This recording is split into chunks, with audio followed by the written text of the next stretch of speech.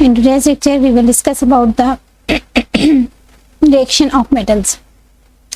How do metals react with the solution of metal salts? आज का हम अपने लेक्चर में डिस्प्लेसमेंट रिएक्शन के बारे में डिस्कस करेंगे। डिस्प्लेसमेंट रिएक्शन हमारे पास क्या होता है? डिस्प्लेसमेंट रिएक्शन हमारे पास ये होता है कि हमारे पास एक मेटल होता है, ठीक है, उसको हम लोग दूसरे मेटल के साल्ट के सॉल्यूशन में डिप कर देते हैं और वहां पे जो हम लोगों ने मेटल्स को डिप किया है वो मेटल एक्टिव मेटल होना चाहिए। जब ये एक्टिव मेटल उस साल्ट के सॉल्यूशन में जो मेटल है, ठीक है, उस मेटल का जो साल्ट का सॉल्यूशन है, ठीक है, उस मेटल के साल्ट के सॉल्यूशन के साथ इस मेटल को डिस्प्लेस कर देते हैं।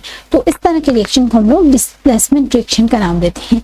अब reaction reactive metal can displace less reactive metals from their compound in solution or in molten form. Metal A react करता है salt solution of metal B के साथ, ठीक है। अब हमारे पास जो मेटल A है वो क्या है? रिएक्टिव मेटल है। कौन सा है? रिएक्टिव मेटल है। जब ये salt solution of metal B के साथ रिएक्शन शो करेगा तो यहाँ से इस मेटल B को यहाँ से डिस्प्लेस कर देगा, ठीक, यहाँ पे खुद आके अटैच हो जाएगा।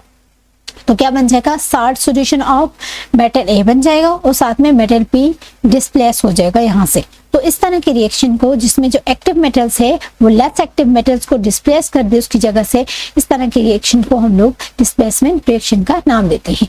तो अब ये रिएक्शन होता कैसे है? यहाँ पे कुछ रिएक्टिविटी सीरीज होती है जिसकी बेस पे ये रिएक्शन प्रोसीड होता है।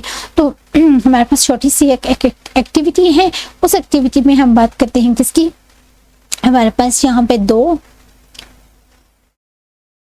यहाँ पे हमारे पास दो टेस्ट ट्यूब्स हैं। टेस्ट ट्यूब ए है और दूसरी टेस्ट ट्यूब बी है, ठीक है।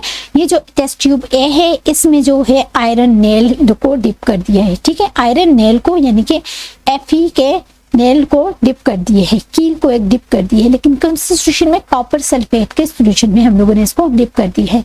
अब हम बात करते हैं कि हमारे पास जो दूसरा सॉल्यूशन है जो कि उसमें है जी टेस्ट ट्यूब बी में पड़ा हुआ है। वो टेस्ट ट्यूब बी में हमारे पास कॉपर की वायर है, ठीक है, और जिस सॉल्यूशन में वो कॉपर की वायर डिप की गई है वो है जी आयरन सल्फेट का FeSO4 का सॉल्यूशन है, ठीक। अब हम लोग 20 मिनट्स के बाद देखते हैं कि कौन सा रिएक्शन और कहाँ पे प्रोसीड किया जाता है। तो हम देखते हैं जी जो आयरन है, यहाँ पे इसका रिएक्शन लिख देते हैं।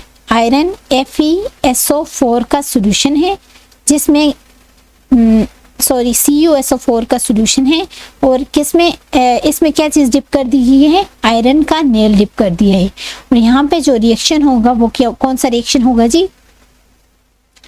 कॉपर सल्फेट का सॉल्यूशन है और आयरन इसके साथ क्या कर दिया है? इसमें डिप कर दिया है। आफ्टर 20 मिनट्स हमारे पास जो रिएक्शन होगा वो क्या होगा? FeSO4 में कन्वर्ट हो जाएगा, ठीक है, साथ में कॉपर डिस्प्लेस हो जाएगा, ठीक है, कॉपर यहाँ से निकल जाएगा। और यहाँ पे इसके साथ अगर इसके बरक्स जो हमारे पास टेस्ट ट्यूब बी है वहां पे कौन सा रिएक्शन टेक प्लेस होगा या फिर रिएक्शन होगा भी कि नहीं? तो वो क्या होगा? आयरन सल्फेट का सॉल्यूशन था, FeSO4 का सॉल्यूशन था और उसमें हम लोगों ने कॉपर की वायर डिप कर दी थी। तो यहाँ पे कोई भी reaction, no reaction take place होगा, कोई भी रिएक्शन टेक प्लेस नहीं होगा। अब क्यों कोई भी रिएक्शन टेक प्लेस नहीं होता और यहाँ पे इस जगह पे रिएक्शन टेक प्लेस होता है? क्योंकि हमारे पास जो आयरन है वो बहुत ज्यादा एक्टिव मेटल है, रिएक्टिव मेटल है, ठीक है। ये एक्टिव मेटल होने की वजह से ये क्या करता है? कॉपर सल्फेट के सॉल्यूशन में से कॉपर को डिस्प्लेस कर देता है और खुद जाके उसकी जगह पे अटैच हो जाता है और FeSO4 फेरिक सल्फेट का सॉल्यूशन बना लेता है और साथ में copper in the form of metal कहाँ पे आ जाता है? सॉल्यूशन में आ जाता है। तो reaction of metal with salt solution, ये हमारे पास छोटी सी एक एक्टिविटी है। और हम लोग उसके बाद अगर आयरन नेल को देखते हैं तो उसके ऊपर इस तरह की एक कॉपर की लेयर सी आ जाती है, क्योंकि यहाँ पे जो आयरन नेल में से आयरन है वो डिस्प्लेस हो गए हैं उसके सॉल्यूशन में और क्या चीज़ बन गया है? यहाँ पे कॉपर की एक लेयर सी आ गई है इस आयरन नेल के ऊपर। आप यहाँ पे देख सकते हैं। उसके बाद हमारे पास रिएक्टिविटी सीरीज है, जिस रिएक्टिविटी सीरीज की बेस पे हम लोग रिएक्शन करवा रहे थे, तो वो रिएक्टिविटी सीरीज क्या है? The reactivity series the list of metals are in order of the decreasing activity. हम लोग मूव करते हैं फ्रॉम टॉप से बॉटम की तरफ। तो सबसे पहले जो हमारे पास मेटल्स होते हैं, ठीक है, तो वो बहुत ज़्यादा रिएक्टिव मेटल्स होते हैं, ठीक है, रिएक्टिव मेटल्स होते हैं। इस तरह से अगर हम लोग नीचे की तरफ मूव करते जाएं तो लास्ट में हमारे पास लीस्ट रिएक्टिव मेटल्स होते हैं, लीस्ट रिएक्टिव मेटल्स होते हैं, जो कि रिएक्टिव मेटल्स होते हैं, जो कि एक्टिव मेटल्स को उसकी जगह से जो रिएक्टिव मेटल्स होते हैं वो लीस्ट रिएक्टिव मेटल्स को उसी जगह से डिस्प्लेस कर देते हैं।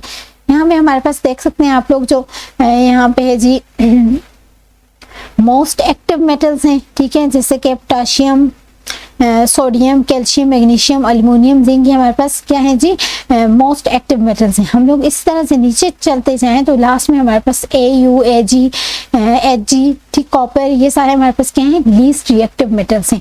तो ये जो एक्टिव मेटल्स होते हैं, मोस्ट एक्टिव मेटल्स जो होते हैं या फिर रिएक्टिव मेटल्स जो होते हैं, वो लीस्ट रिएक्टिव मेटल्स को उसकी जगह से डिस्प्लेस कर सकते हैं। जैसे कि हमारे पास एक सोल्यूशन है जी CuSO4 का, या फिर हम लोग ले लेते हैं किसका सोल्यूशन ले लेते हैं जी?